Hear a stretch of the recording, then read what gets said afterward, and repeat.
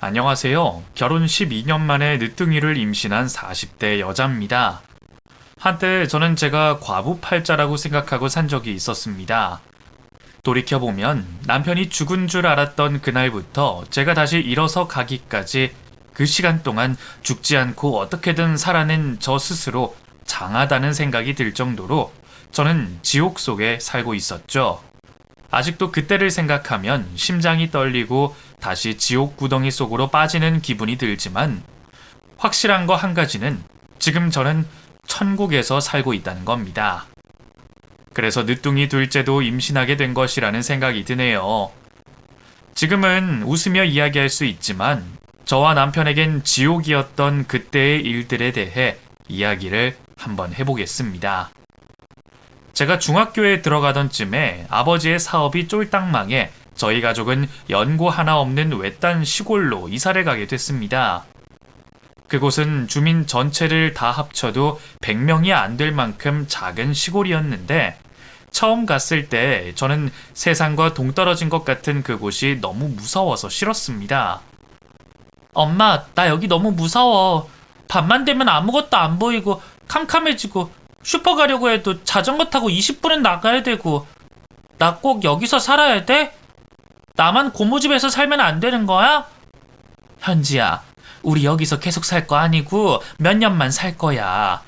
아빠 일 다시 괜찮아지면 돌아갈 거니까 조금만 참아. 그리고 여기만큼 별이 잘 보이는 곳이 어딨어? 엄마는 밤마다 별이 잘 보이는 여기가 너무 마음에 드는데? 학교 갈 때도 그래. 여기서 학교 가려면 새벽 6시 일어나서 버스 타고 나가야 되는데 나 혼자 어떻게 다니라는 거야. 겨울에 해 일찍 떨어지기라도 하면 나 무서워서 집에 오지도 못해.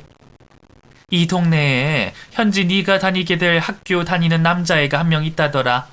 엄마가 내일 그 집 가서 그 친구한테 너랑 같이 다녀달라고 부탁할 테니까 너무 걱정하지 마. 혼자서 학교를 다니기도 무서웠던 저는 엄마의 부탁으로 동네에 한 명 있던 제 또래 남학생과 함께 학교를 다니기 시작했는데 그 남학생은 무뚝뚝한 성격에 말수가 적었지만 하교를 하고 난 후 매일 학교 앞에서 저를 기다려주는 든든한 저의 길동무였습니다. 너는 맨날 나 기다리는 거 귀찮지 않아? 네 친구들은 학교 마치고 축구하면서 놀던데 괜히 나 때문에 너 축구 못하고 일찍 집 가는 거 아니야? 난 원래부터 축구 못했어. 집 가서 엄마 일 도와드려야 되거든. 그리고 너희 어머니가 부탁하셔서 나 집 가는 길에 너 데리고 가는 거니까 너 때문에 일찍 간다고 생각할 필요 없어. 아, 맞다. 너희 엄마 소 키운다고 하셨지?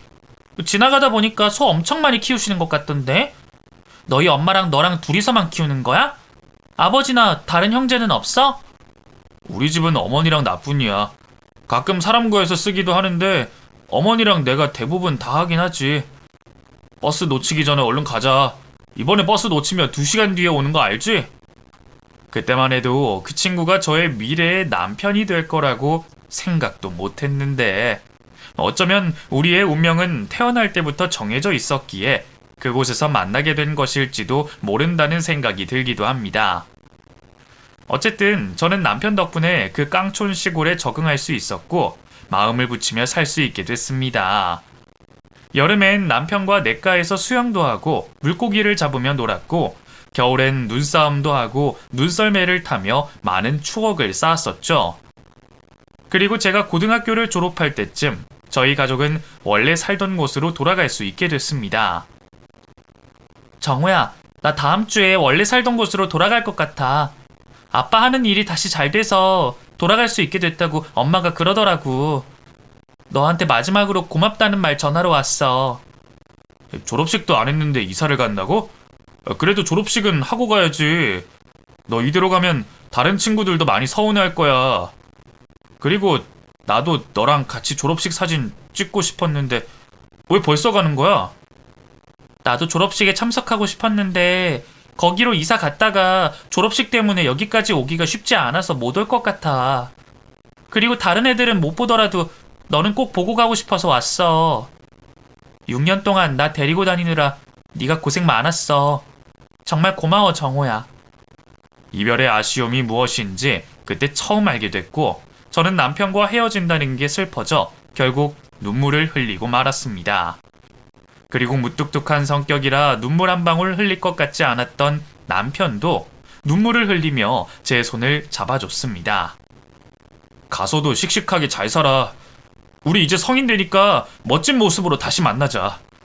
그리고 나도 너한테 고맙다는 말 꼭 하고 싶었어. 네가 나한테 고마울 게 뭐가 있어. 나는 너한테 해준 게 아무것도 없잖아. 그리고 정우야, 너한테 꼭 하고 싶었던 말이 있었는데 내가 참견하는 걸까봐 말 못한 게 있었어. 근데 이제 마지막이기도 하고 우리 성인 되니까 이 말은 꼭 하고 갈게.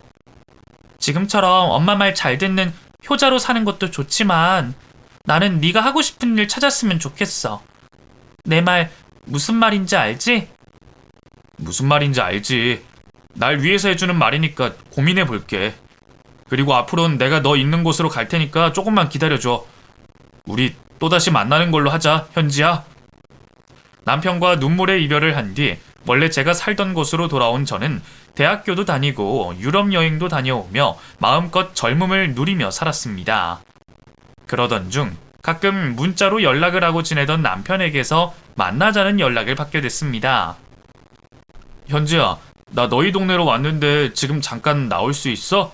시간 되면 나랑 밥 한 끼 먹자. 지금 우리 동네로 와 있다고? 왜? 정우, 너 설마 나 보러 온 거야? 당연히 현지 너 보러 왔지. 지금 시간 되면 나오고 바쁘면 안 나와도 되니까 편하게 말해줘. 그리고 여기에 하루 이틀 더 있다 가도 돼서 오늘 안 되면 내일 봐도 괜찮아. 아니야, 나 지금 아무것도 안 하고 있어서 바로 나갈 수 있을 것 같아. 어딘지 말해주면 내가 거기로 갈게. 연락은 꾸준히 하고 있었지만 몇 년 동안 얼굴은 본 적 없었던 남편을 만나게 돼 반갑기도 반갑고 정말 행복했습니다. 그리고 그날 저는 제가 남편을 많이 좋아하고 있다는 걸 깨닫게 됐는데 남편도 저와 같은 생각인지 그날 이후로 몇 번씩이나 제가 있는 곳으로 저를 보러 오곤 했습니다. 그러다 저희는 서로의 마음을 확인한 후 연애를 시작하게 됐고 남편은 평생 살았던 고향을 떠나 제가 사는 곳으로 이사를 오겠다고 말했습니다. 편도 4시간 걸리는 장거리 연애는 현지 너도 힘들겠지만 내가 힘들 것 같아서 여기로 이사 올 생각이야. 마침 여기에 공장도 많고 내가 할 수 있는 일도 많을 것 같아서 오자마자 바로 취업하고 기숙사에서 생활하면 어떨까 싶어. 정호, 네가 여기로 이사 오면 나야 좋지. 네 말대로 여기는 공장이 많아서 정호 네가 할 수 있는 일도 많을 거야.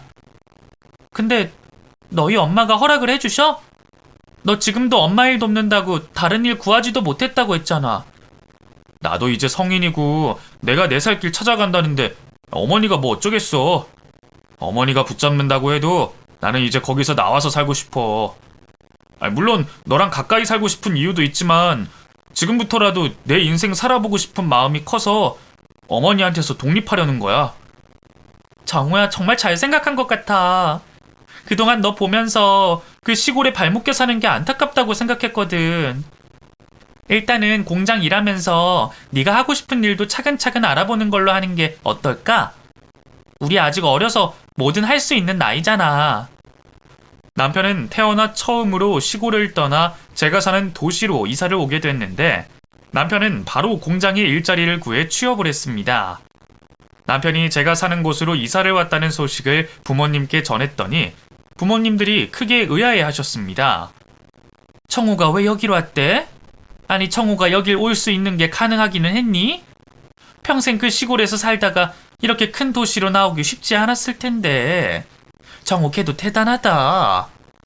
엄마, 정우 나이도 벌써 25이야. 그 나이면 충분히 독립할 수 있는 나이지. 그리고 그동안 엄마랑 아빠한테 말 못한 게 있었는데 나 사실 정우랑 만나고 있었어. 정우 여기로 이사 온 이유 중에 하나가 나이기도 해. 만나고 있었다는 말이 무슨 뜻이야? 너희 둘이 연애하고 있다는 뭐 그런 말이니? 도대체 언제 만나서 연애를 시작했다는 거야? 남편과 연애를 하고 있다는 저의 말에 엄마는 질색을 하시며 당장 헤어지라고 하셨습니다.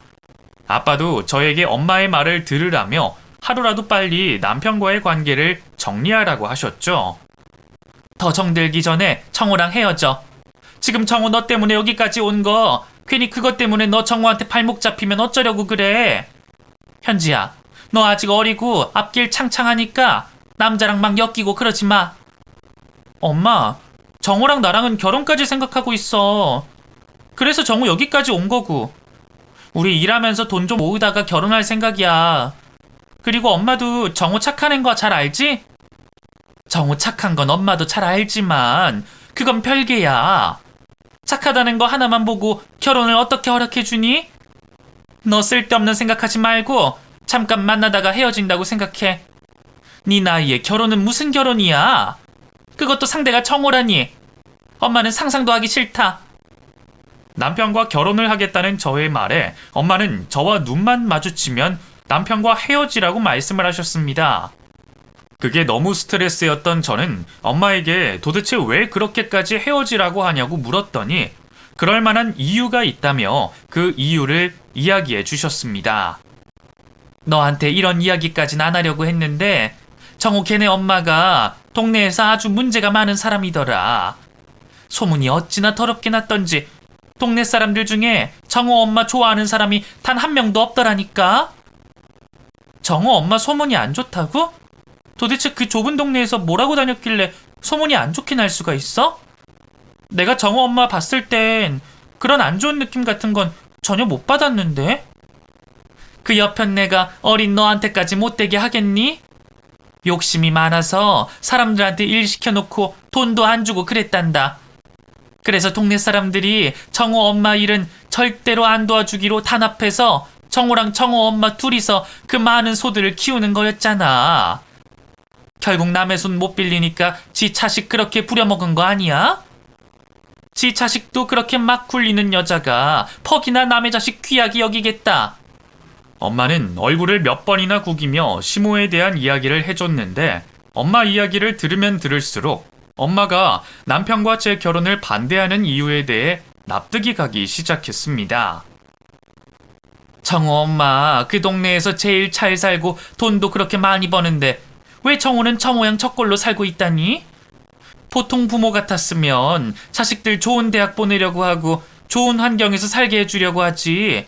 시골에 붙잡아 놓고 소똥 치우면서 살게 하고 싶겠니?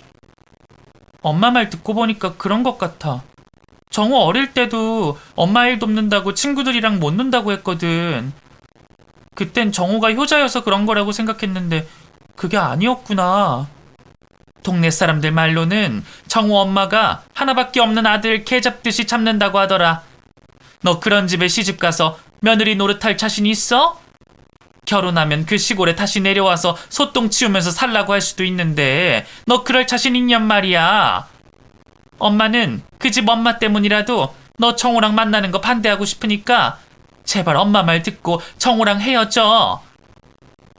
엄마에게서 시모에 대한 이야기를 듣고 난 후 마음에 계속 걸렸던 저는 남편에게 조심스레 시모에 대해 물어봤습니다. 정우야, 너 여기로 오게 되면 너희 엄마 혼자 일하시거나 해야 되는데 네가 여기 오는 걸 너희 엄마가 허락해 주셨어? 너 엄마한테 허락받고 온 거 맞지? 아니, 어머니가 가지 말라고 하는 거 뿌리치고 온 거야. 그때 말했잖아. 나 이제 성인이고 내 살 길 내가 찾아가겠다고. 어머니가 지금 집 나가게 되면 자기랑 연 끊고 살아야 된다고 하시긴 했는데 나 그땐 이미 마음 먹은 상태라 알겠다고 하고 나온 거야. 그래서 나 지금 어머니랑 연락도 안 하고 지내고 있어. 그렇게 지내도 괜찮아? 너희 엄마 너 없으면 다른 가족도 없이 혼자서 그 많은 소를 키우고 해야 되는데 너는 너희 엄마 신경 안 쓰여? 신경 쓰이기는 한데 언제까지 내가 어머니한테 붙잡혀서 나 하고 싶은 거 다 포기하고 살 수는 없잖아.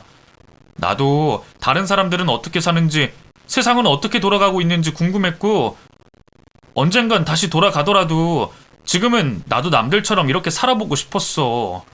그러면서 남편은 시모에게 다시는 돌아가고 싶지 않다고 말을 했지만 그동안 시모에게 어떤 수모를 겪고 살았냐는 저의 물음에는 대답을 해주지 않았습니다. 그리고 저희 부모님이 시모 때문에 결혼을 반대한다는 걸 알게 된 남편이 직접 결혼 허락을 받겠다며 저희 집을 찾아왔습니다.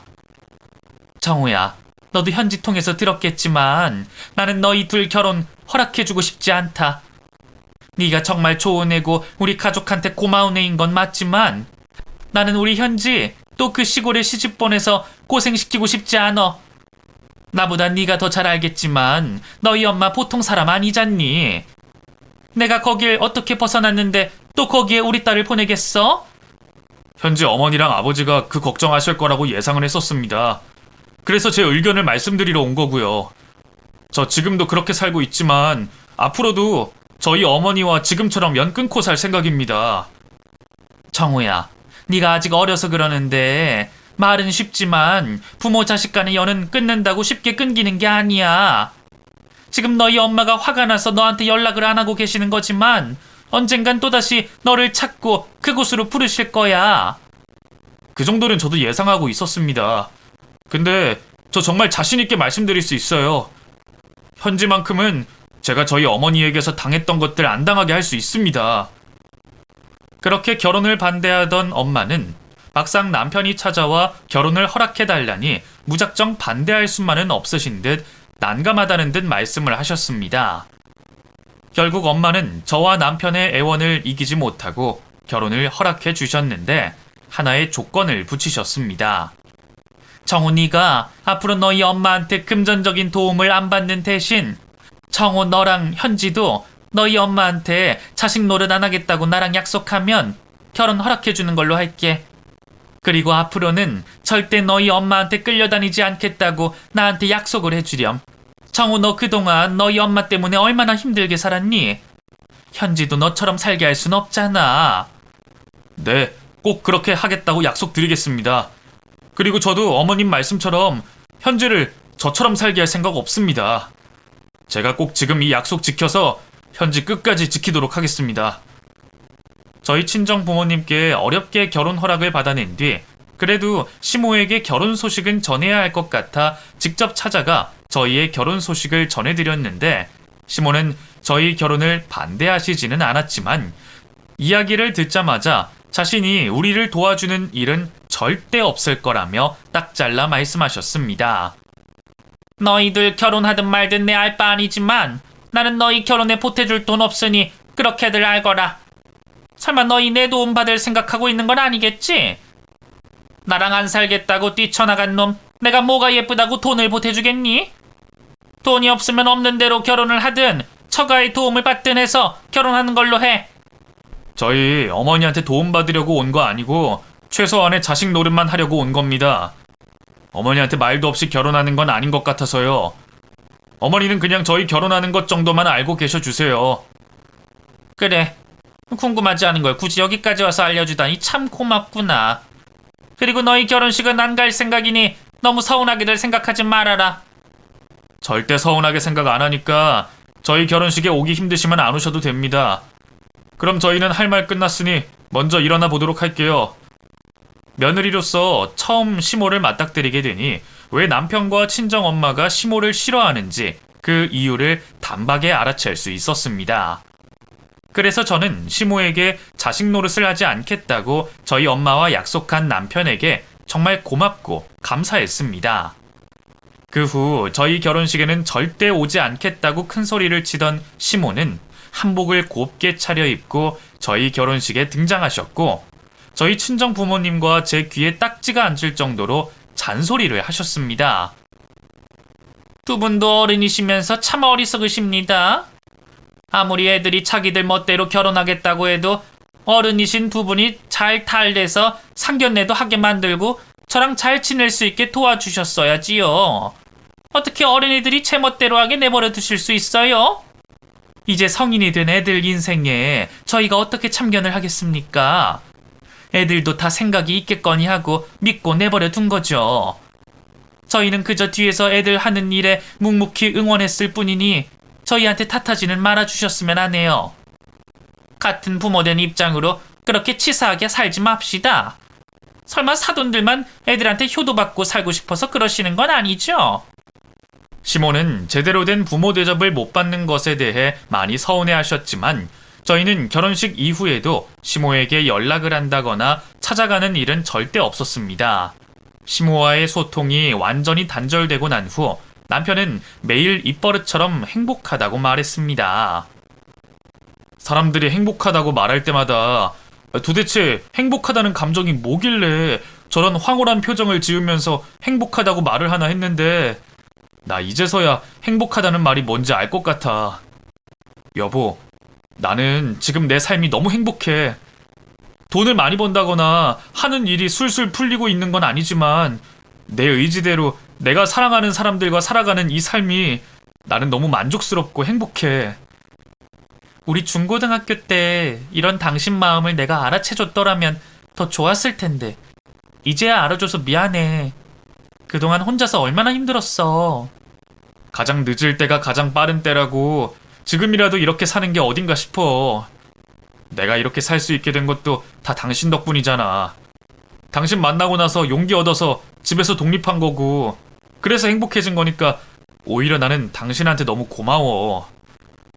결혼 후 저는 엄마가 차리신 분식점에서 엄마와 함께 일을 했고, 남편은 다니던 공장을 그만둔 후 타일 붙이는 일을 하는 저희 친정아빠를 따라다니며 일을 배우기 시작했습니다. 그렇게 각자 맡은 일에 최선을 다하며 살다가 금전적으로 안정을 얻게 된 저희는 그때 비로소 첫 아이를 임신할 수 있었습니다. 여보, 그래도 어머님한테 우리 임신 소식 알려야 되지 않을까? 다른 건 몰라도 그건 알리는 게 맞는 것 같아. 그래, 뭐 말 한마디 없이 애 낳은 거 알면 난리치실 게 분명하니까 이따가 내가 전화해서 임신했다는 말만 하고 바로 끊을게. 남편이 오랜만에 시모에게 전화를 걸어 제 임신 소식을 알리자 시모는 축하한다는 말을 하기는커녕 욕을 내뱉으며 화를 내곤 저희를 혼내키셨습니다. 어머니가 싸가지 없게 전화로 임신 소식 전했다고 뭐라고 하시면서 내일 당장 내려오라고 하시네. 결혼하고 어떻게 단 한 번도 시댁에 안 들릴 수 있냐고. 우리가 그러고도 인간이냐고 어찌나 소리를 지르시던지. 이번에 안 내려오면 여기로 쫓아오겠다고 하시더라. 어머님 오신다고 하면 오시는 분 아니셔? 그러지 말고 이렇게 된 거 우리 이번에 내려가서 잠깐 얼굴만 비추고 오는 걸로 하자. 괜히 어머님 여기 오시면 집 전체가 시끄러워질 것 같아. 제가 임신을 하고 나서야 결혼 2년 만에 처음으로 시모에게 인사를 드리러 갔는데 시모는 아들 없이 혼자서 더 잘 살고 계셨는지 머리부터 발끝까지 번쩍이는 금붙이를 치장하고 계셨습니다. 너희는 전화를 해도 받지도 않고 어떻게 내가 먼저 전화하기 전에 전화를 먼저 거는 일이 없니? 너네 정말 나랑 연 끊고 살 생각인 거야? 그럴 거면 애 임신했다는 소식도 전하지 말지 왜 전화했어? 너네 둘 나 놀리려고 그러는 거야?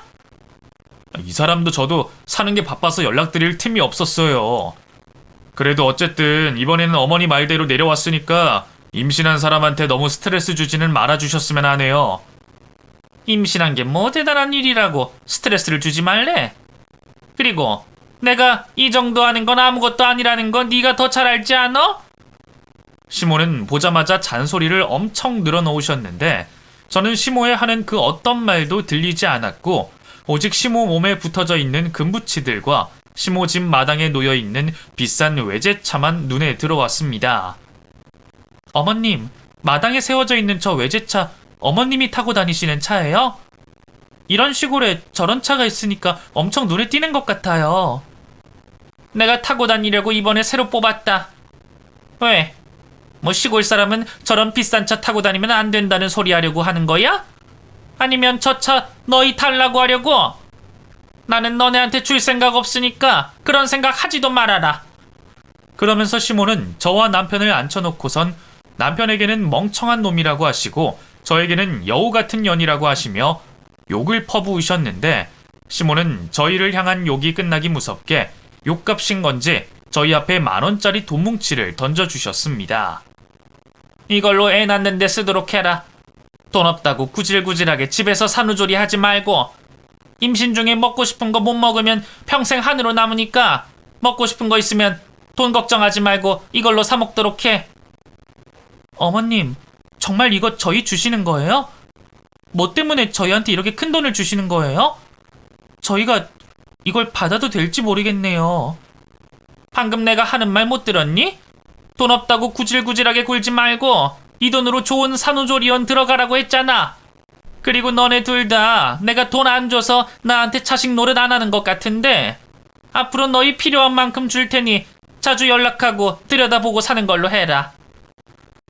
워낙 독한 사람이라 가족 없이도 혼자서 잘 지낼 줄 알았던 시모도 외로움이라는 걸 느끼는 사람이었는지 입으로는 저희 욕을 하시면서 그때부터 저희에게 큰 돈을 쥐어주시기 시작했습니다.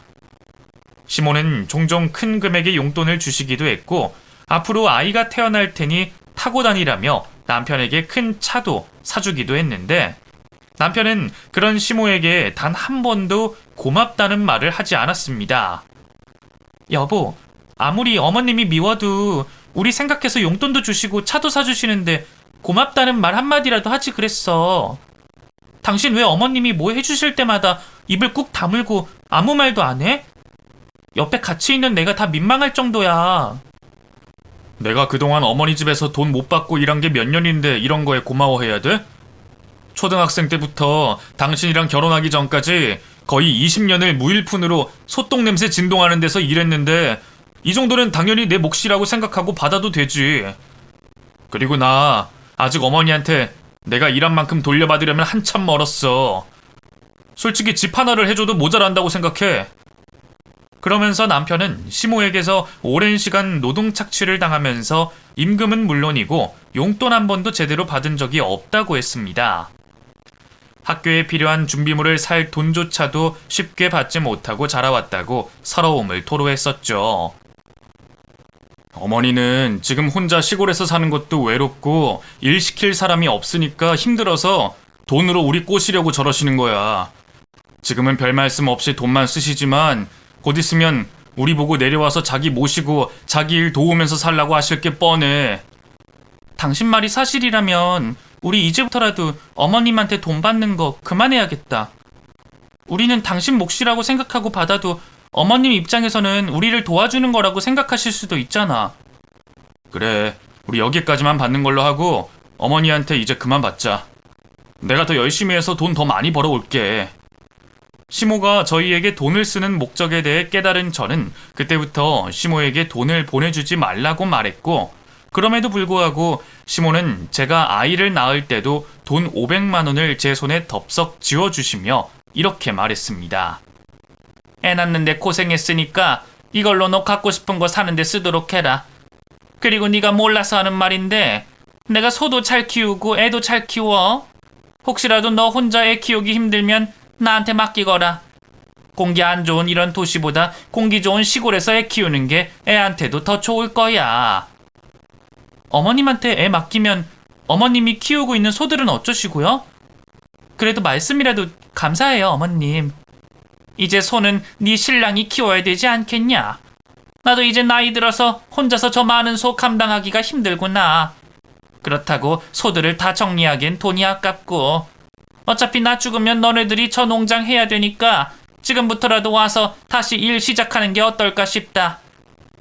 시모는 자신의 소 농장을 아들인 남편에게 물려주겠다며 이제 그만 도시 일은 정리하고 시골로 내려오라고 말씀하셨습니다.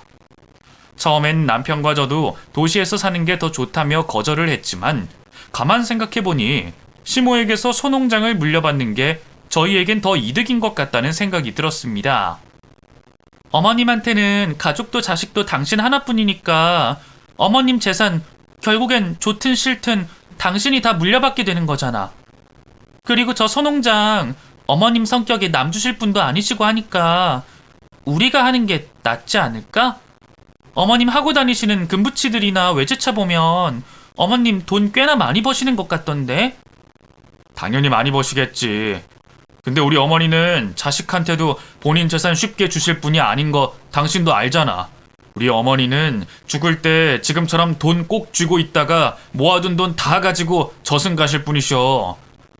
그래도 여보, 우리 애도 태어났는데 애를 위해서라도 어머님 소 농장 물려받는 게 어떨까?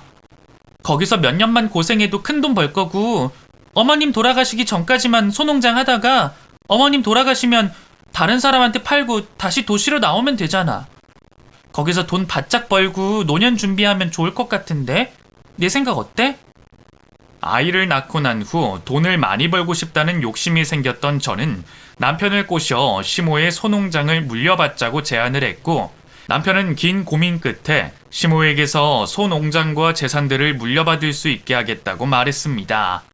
그때부터 남편은 마음에도 없는 짓을 하며 시모를 자주 찾아뵙고 일을 도우며 지냈는데, 한 번은 명절날 남편만 시댁에 가게 된 적이 있었습니다. 이런 날씨에 어린애 데리고 거기까지 가는 거 힘들고 지금 눈 많이 와서 위험하니까 이번엔 나만 다녀오는 걸로 할게. 당신은 장모님 집 가서 푹 쉬는 걸로 해. 어머니도 괜히 당신까지 올 필요 없고 나 혼자만 와도 된다고 하시더라. 눈이 많이 내리던 어느 설날, 남편이 명절을 쉬러 혼자 시댁으로 가게 됐는데, 남편이 돌아오기로 했던 날 이른 새벽, 시모에게서 전화 한 통이 걸려왔습니다. 애미야, 청호가 없어졌다. 그놈이 어제 저녁에 바다 낚시하러 간다고 하길래 그러라고 하고 잠들었는데, 새벽에도 애가 안 돌아오길래 큰일이라도 난 건가 싶어서 경찰에 신고를 했는데, 경찰들도 청호를 못 찾고 있단다. 그 사람 어제 일찍 잔다고 문자 왔었는데 밤에 낚시를 하러 나갔다고요? 이렇게 추운 날 무슨 낚시를 하러 갔다는 거예요? 그리고 차로 1시간은 나가야지 바다가 있는데 그 사람 낚시하러 간 거 확실한 건가요? 친구들이랑 술 먹고 연락 안 되는 건 아니죠? 나도 무슨 바람이 들어서 정호가 낚시를 하러 간 건진 모르겠다. 정호 휴대폰도 집에 두고 갔던데 그 아무래도 물에 빠져 죽은 것 같구나. 이를 어쩌면 좋니? 낚시를 하다 물에 빠져 죽은 것 같다는 시모의 말에 저는 아이를 친정 엄마에게 맡기고 시댁으로 달려갔지만, 저는 그곳에 도착하자마자 해양경찰관에게서 남편이 죽은 것 같다는 말을 들어야 했습니다. 정확히 어디서 낚시를 했는지도 알 수 없고 아무리 수색해도 안 보이는 걸 보면 물에 쓸려 내려가서 죽은 것 같다고 하구나. 내가 정호 보고 설 쉬러 오라고 하면 안 됐었는데 이게 다 내 탓이다. 어머님, 그 사람 쉽게 죽고 그럴 사람 아니에요. 분명 어딘가에 있을 거예요. 친구들한텐 다 연락해 보셨어요? 아니면 동네 뒷산에 올라가서 찾아보셨어요? 내가 설마 그것도 안 해봤겠니? 너도 이제 그만 포기해라. 이 추운 겨울날 더 이상 정호를 찾을 곳은 어디에도 없다고 본다. 시모는 수색 일주일 만에 남편 찾는 것을 포기했고, 제가 남편 찾는 걸 포기하기도 전에 저에게 남편의 장례식은 하지 않는 걸로 하는 게 어떻겠냐고 물으셨습니다. 정호 장례식은 치르지 않는 게 어떨까 싶다. 시신도 못 찾은 애 장례식을 치러서 뭐 하겠니? 그리고 정호 사망신고는 내가 할 테니까 그렇게 알아둬라. 어머님, 그 사람 없어진 지 이제 겨우 일주일 지났어요. 조금 더 찾아봐야 되지 않을까요? 그리고 벌써 사망신고 이야기하기엔 너무 이른 것 같아요. 경찰관들도 두 손 두 발 다 들었는데 여기서 뭘 어떻게 더 찾겠다는 거야? 너도 이제 현실을 받아들이고 집으로 돌아가는 걸로 해라. 그리고 네가 힘들까 봐서 내가 정호 사망신고 직접 한다고 말하는 거니까 너는 앞으로 애랑 둘이서 어떻게든 잘 살 생각만 해라. 남편이 죽자마자 시모는 바로 저와의 연을 냉정하게 끊어내셨는데, 저뿐만 아니라 자신의 손자와의 인연도 한 번에 끊어내셨습니다. 정호가 없는 마당에 내가 너랑 연락하면서 지내서 뭘 하겠니? 정호가 없으면 우리는 남이나 다름없다. 그러니까 앞으로 나 찾아올 생각하지 말고 애 키우는 거 힘들다고 나한테 도움받을 생각하지 말고 살아라. 어머님, 그래도 동희는 어머님 손자인데 동희도 안 보시겠다는 말씀이세요? 이제 동희가 어머님의 유일한 핏줄이잖아요. 청호도 없는데 내 눈에 손자가 들어오겠어? 앞으로 동희도 나한테 안 보여줘도 되니까 지금부터 너랑 나는 남이라 생각하고 살아줬으면 하구나. 그럼 내 할 말은 끝났으니 앞으로 두 번 다신 볼 일 없도록 하자. 남편 없이 혼자서 아이를 키우고 사는 게 힘들어지면 제가 시모에게 도움을 요청할까 싶어 시모가 저와의 연을 끊은 것이라고 생각을 했습니다. 남편이 죽고 난 이후 저는 아들을 돌볼 수 없을 정도로 상심에 빠져 방에서 나오지를 못해 한동안 저희 친정 부모님이 저희 아들을 저 대신 키워주셨습니다. 현지야, 너 언제까지 이러고 있을 거야? 동희를 생각해서라도 일어나야지. 동희 맨날 네 방문 앞에서 어슬렁거리면서 문 열까 말까 고민하는데 동희 생각해서라도 이제 일어나는 게 어떻겠어? 엄마도 힘들지만 어린 동이도 너 때문에 힘들어하고 있어. 엄마, 나 혼자서 동이 잘 키울 수 있을까? 단 한 번도 그 사람이 나보다 먼저 죽을 거라고 생각도 못했어서 나 혼자서 동이 키울 수 있을까 싶어. 나 정말 자신 없어, 엄마. 현지야, 너는 엄마잖아. 엄마는 뭐든 해낼 수 있어. 당연히 힘들고 괴롭겠지만 네가 책임지고 키워야 할 동이가 있으니까 동이만 생각해서 어떻게든 살아내는 걸로 하자. 엄마랑 아빠가 옆에서 많이 도와줄게. 아빠도 없이 저만 바라보고 있는 아들을 내버려 둘 수만은 없었던 저는 아들을 위해 다시 힘을 내기로 했습니다. 전과 같은 마음으로 살 수는 없었지만 저는 다시 힘을 내 친정엄마와 분식집 일을 시작했고, 시간이 약이라고 시간이 흐르면 흐를수록 남편을 잃은 슬픔이 점점 치유가 됐습니다. 그렇게 6년이라는 세월이 흐르고 난 후 저는 예전과 거의 비슷한 모습을 되찾아 아들을 키우며 살고 있었는데, 어느 날 친정엄마의 분식점으로 전화가 한 통 걸려왔습니다. 여보세요? 전화 받은 사람 설마 우리 동희 엄마야? 여보, 나 당신 남편 안정우야. 내 말 듣고 있지? 남편이 죽은 지 6년 만에 남편에게서 걸려온 전화를 받고 난 후 저는 너무 놀라 아무 말도 할 수가 없었습니다. 소리를 내고 싶어도 그 어떤 소리도 입 밖으로 나오지가 않아졌죠. 여보, 나 지금 어머니 집에 있어. 시간이 없어서 길게 말 못하는데 절대로 당신 혼자 오지 말고 장인 어른이랑 여기 말고 다른 지역 경찰들 데리고 어머니 집으로 좀 와줘. 제발 나 좀 살려줘, 여보. 살려달라는 말을 마지막으로 남편의 전화가 끊겼고, 저는 남편이 시키는 대로 친정아빠와 함께 경찰관을 데리고 시댁으로 달려갔습니다. 6년 만에 도착한 시댁 앞마당에는 시모와 함께 사료포대를 나르고 있는 남편을 발견했는데, 남편은 저를 보자마자 사료포대를 집어던지고 저에게 달려왔습니다. 여보, 저 여자 내 친엄마가 아니었어. 나 유괴시킨 유괴범이었고 그동안 나 기억 잃고 저 여자한테 감금당해서 살고 있었어. 남편은 믿을 수 없는 말들을 내뱉으며 저에게 안겨 울기 시작했고, 남편은 6년 사이에 무슨 일을 겪은 건지 알아보기 힘들 정도로 사가 있었습니다. 남편의 말에 경찰관들이 도망을 가는 시모를 붙잡아 왔는데, 시모는 죄를 짓긴 했는지 온몸을 벌벌 떨면서도 남편에게 어떻게 기억을 해낸 거냐며 소리쳤습니다. 정우, 너 언제 기억 되찾은 거야? 기억 되찾았으면 엄마한테 말을 했어야지. 왜 엄마한테 말도 안 하고 경찰들을 불러들인 거야? 너 엄마 감옥에 쳐넣고 싶어서 그래? 당신이 왜 내 엄마야? 당신 나 유괴한 유괴범이잖아. 도대체 나한테 왜 그랬어? 왜 날 유괴하고 왜 나를 당신 일꾼으로 부려먹은 거냐고? 유괴라니?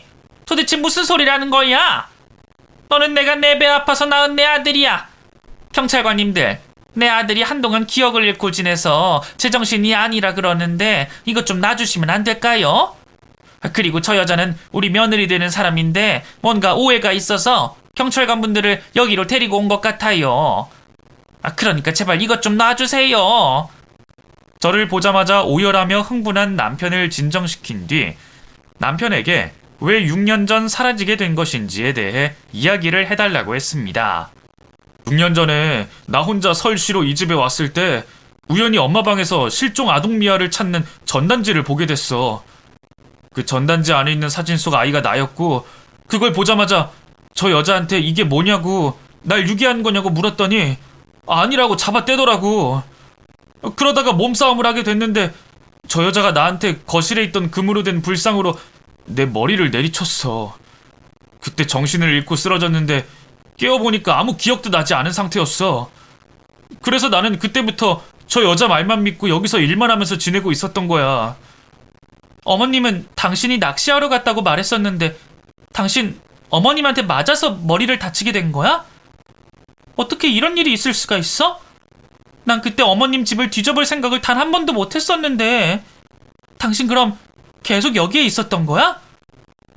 여보, 나 정말 그동안 이 집의 노예처럼 하루 종일 일만 하면서 지냈어.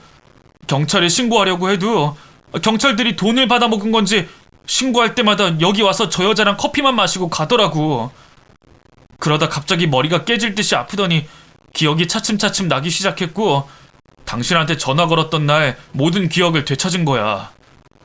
그 후 확인을 해보니 6년 전 시모는 남편의 사망 신고를 하지 않았고 남편의 주소를 시골로 옮겨두어 집에서 가장 가까운 경찰서에 일하는 경찰관들에게 돈을 쥐어주며 유착관계를 형성한 것이 확인됐습니다. 그리고 시모가 정말 남편을 유기한 것인지에 대해서도 수사를 했는데 수사 결과 시모가 계획적으로 남편을 유기한 것으로 밝혀졌습니다. 경찰관님, 아는자 씨가 도대체 왜 저희 남편을 유기한 거였나요? 아는자 씨가 그 이유에 대해서 사실대로 말하던가요? 그 아는자 씨가 안정호 씨 태어나던 날 같은 병원에서 아들을 출산했는데 그 아들이 태어난 지 일주일 만에 죽었다고 하더라고요. 그 일로 충격을 받기도 했고 본인 아들이 죽었다는 사실을 받아들일 수 없었던 아는자 씨가 그 같은 날 같은 병원에서 태어난 유일한 남아였던 안정호 씨를 계획적으로 유기한 것이라고 털어놨습니다. 시모는 남편을 유기한 사실과 남편에게 폭행을 행사하고 감금한 뒤 노동을 착취한 죄로 재판을 받고 감옥에 들어가게 됐습니다.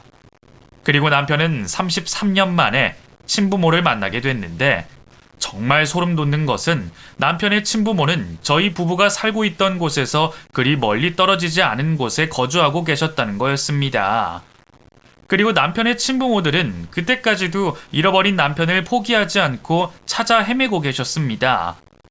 그리고 시모가 감옥에 들어가게 된 후 남편과 저는 시모가 키우고 있던 소들을 책임지고 싶지 않아 다른 사람에게 소들을 몽땅 팔아넘기고 소 농장을 정리했는데 그 소식을 들은 시모는 그 충격에 몇 달을 앓더니 감옥에 투옥된 지 6개월 만에 숨을 거두고 말았습니다. 세상에 가족이 단 하나도 없었던 시모는 자신이 키우고 있던 소들에게 집착을 했었기에 저희가 소들을 팔아버렸다는 소식에 앓게 된 것이었습니다. 그리고 시모는 자신의 재산을 남편이 모두 가져가게 될까봐 불안하고 억울한 마음에 화병이 걸려 죽고 만 것이었습니다. 죽은 시모는 절대 원치 않았겠지만 시모 호적의 유일한 가족으로 올려져 있던 남편이 죽은 시모의 재산을 모두 상속받게 됐는데 시모가 그동안 남편에게서 노동을 착취해서 모은 돈만 해도 50억이 넘어갔습니다. 남편과 저는 그 돈을 받고서 조금도 기쁘지 않았지만 그렇게라도 남편이 흘린 피땀과 피눈물의 보상을 받을 수 있게 된 게 다행이라고 생각했고 그제야 시모에게서 완전히 벗어날 수 있게 됐다는 사실에 남편은 눈물을 보이며 안도했습니다. 남편은 평생 시모에게 시달리고 기억을 잃으면서 큰일을 겪고 난 후 친부모를 만난 거라 친부모를 찾아도 마냥 행복해하진 못했습니다. 물론 그로부터 몇 년이 지난 지금 저희는 33년 만에 찾은 진짜 시부모님들 곁에서 행복하게 잘 지내고 있습니다.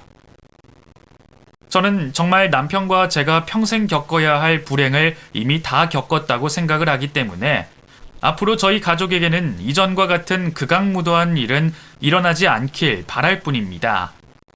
여러분들도 저희 가족들이 앞으로 남은 생은 무사히 잘 살아갈 수 있도록 많은 응원을 해주시길 바랍니다. 비록 행복한 이야기는 아니었지만 소중한 시간을 내어 저의 이야기를 끝까지 재밌게 들어주신 분들께 감사드리며 여러분들 삶에는 웃을 일만 가득하시길 바라겠습니다. 감사합니다.